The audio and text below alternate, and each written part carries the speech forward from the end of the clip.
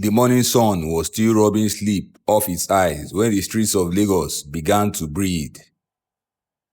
Cars coughed to life, generators argued with each other, and the smell of puff-puff fried in cheap oil floated in the air like hope mixed with hunger. Among the crowd of faces moving with purpose and confusion was a boy named Chibuna, 17 years old, wearing slippers that had seen too much life and dreams that hadn't seen enough.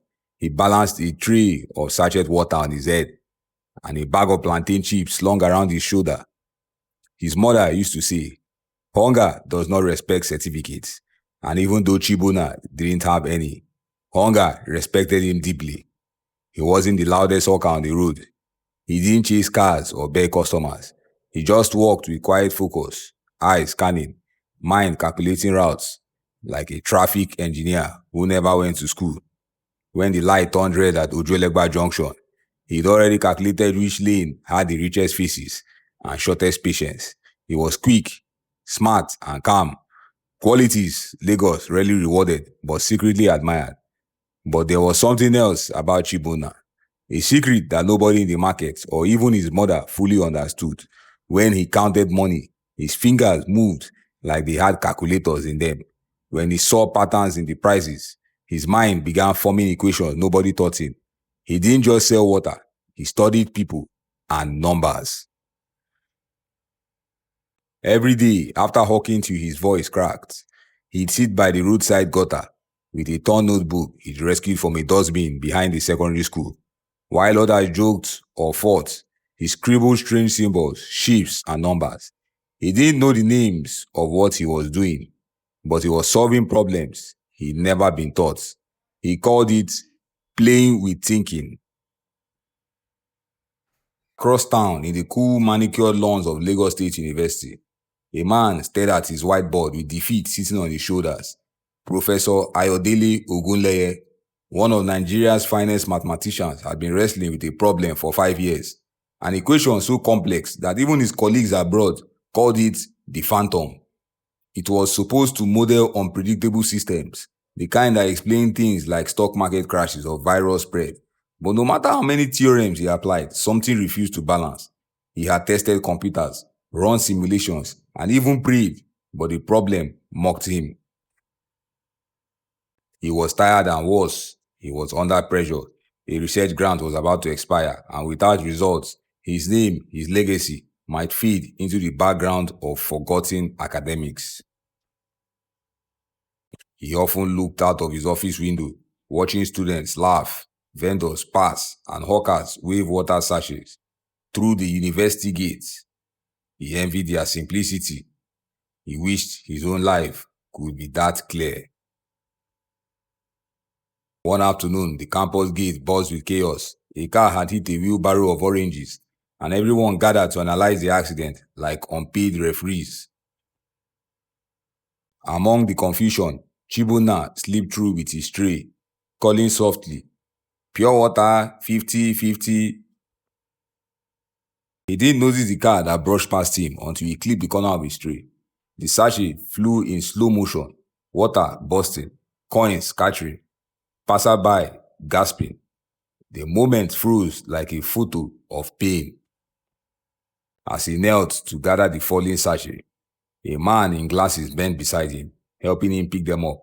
Their hands brushed briefly, soft palm and rough hand, two words meeting by accident. That man was Professor Ayodele.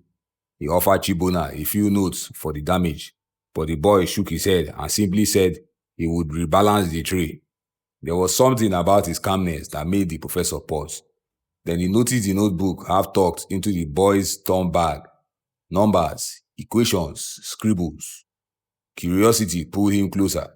He asked if the boy was a student. Chibuna smiled faintly and said, "I just play with thinking." Those words echoed in the professor's mind long after he walked away. That night, in his small, zinc-roofed room, Chibuna studied the numbers again. He had seen a billboard earlier that day, something about an international mathematics conference. He couldn't attend, but he could dream. As the candlelight flickered, his mind began dancing with shapes, lines turning into patterns, symbols forming symmetry. He wasn't solving for X, he was solving for peace. It was his way of escaping Lagos noise by diving into a world only numbers understood. Meanwhile, in his office, Professor Ayodele couldn't sleep either. The boy's phrase, playing with thinking, haunted him. It reminded him of when he used to love mathematics for its beauty, before academic politics and pressure drained the joy from it. He found himself wondering what kind of equations a street hawker could possibly write. Then, curiosity turned into an impulse. The next morning, he went looking for the boy. The professor found him at Ojuelegba again, balancing his tray and smiling at the chaos like it was a familiar song. He didn't approach immediately, just watched from a distance.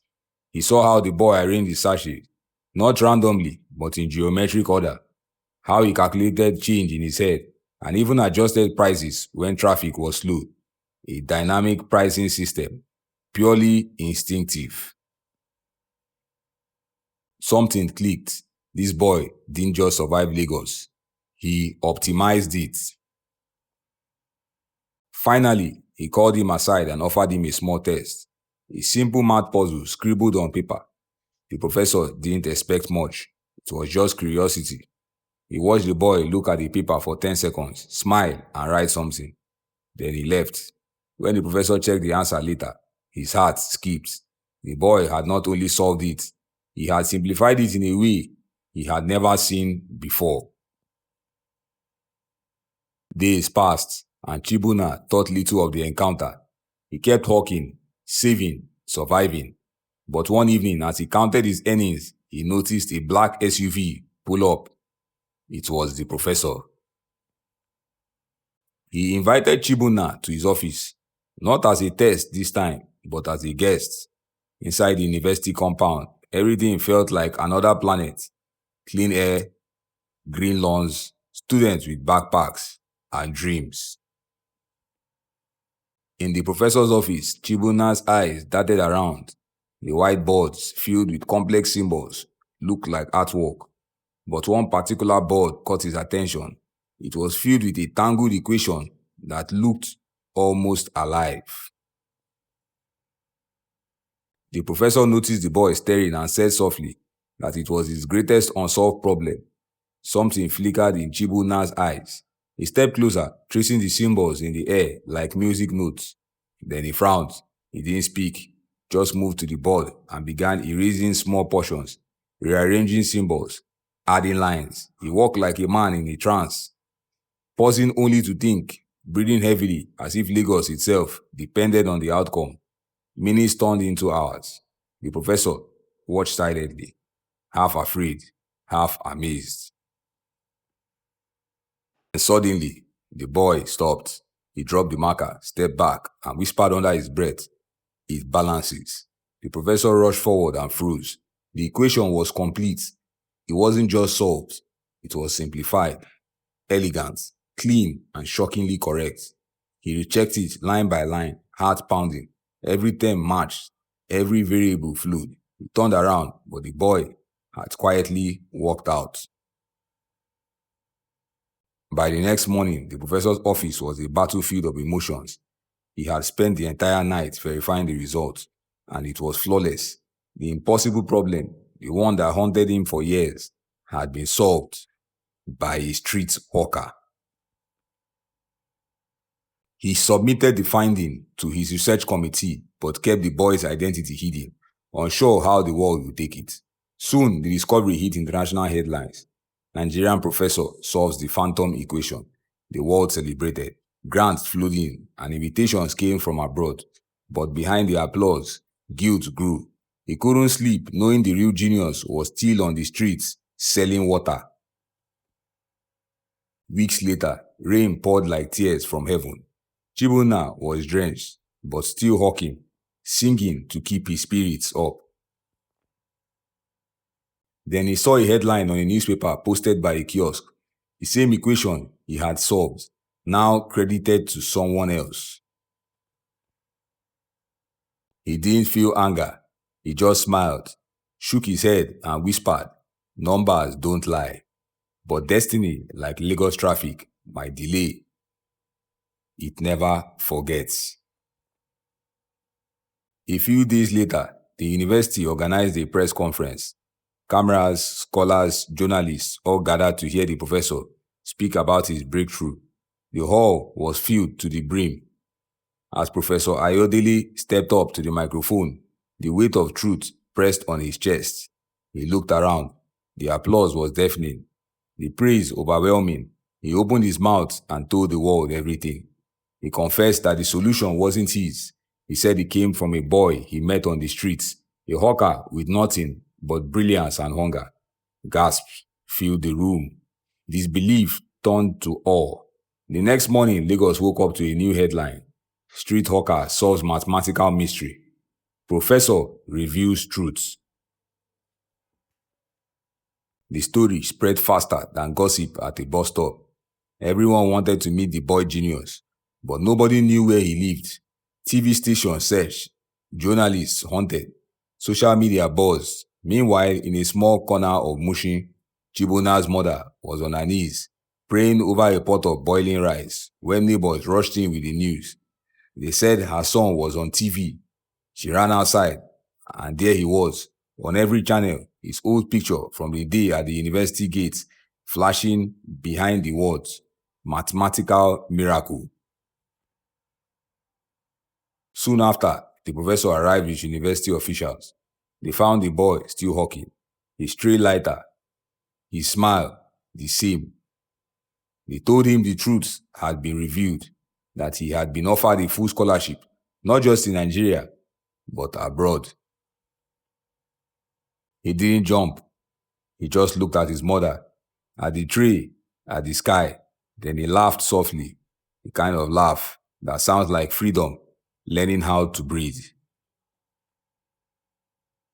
Months later, the boy who once dodged downfall buses was standing in front of the biggest chalkboard in Europe, scribbling the same patterns that once made no sense to anyone but him. His accent was still Nigerian, his humor intact, and his slippers, though new, still felt like home. He didn't forget where he came from. Whenever journalists asked him how he learned math, he'd smile and say, "By selling pure water and thinking too much." The professor, now a proud mentor, often watched his lectures online, smiling through tears. He had gained back his peace and his faith in humanity.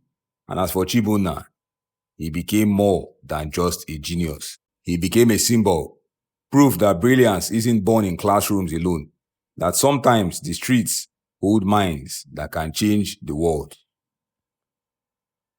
Years later, during a grand international award ceremony in London, Chibuna was called up to receive a global science medal. He stood on the stage, lights blazing, cameras flashing. He spoke slowly, in that humble tone Lagos never managed to take from him. He said he wanted to dedicate his award to two people: his mother, who sold akara to feed him, and a professor who chose truth over fame. Then he paused, smiled, and added, "And to Lagos traffic, because if that car didn't hit my tray that day, maybe the world wouldn't know my name." The audience laughed. Then they stood and clapped until tears filled the room. In the end, the story of Chibuna became more than a tale of mathematics. It became a story about Nigeria itself. Loud, chaotic, funny, unfair, yet filled with raw brilliance waiting to be seen. Because in this country, genius sometimes sells pure water, and destiny sometimes wears slippers. And sometimes the biggest equations aren't the ones written on the board, but the ones written by life. Thanks for watching. If you enjoyed the story, hit the like button, drop a comment, share it with your people, and don't forget to subscribe for more stories like this. See you in the next one.